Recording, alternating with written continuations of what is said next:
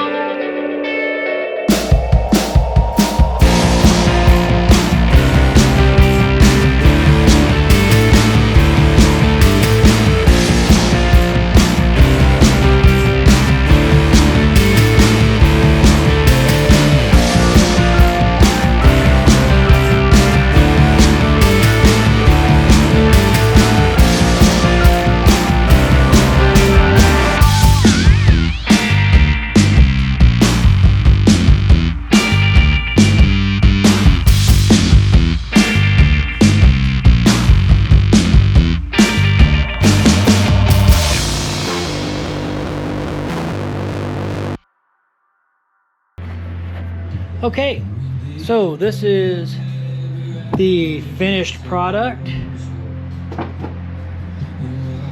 Got everything sanded down and smooth. I'm going to polish off the brass once I remove it and we do the other parts. And we'll get this off the vise. You can see we got the inletting done for the barrel of the tang. So finished up what we didn't do from last week, and was able to get everything done for this week. So this is Scott Barton. This is my customizing and woodworking FTT 210 week 7 assignment. Install the nose cap, shape the floor end, sand the stock, and remove all dents. Thank you.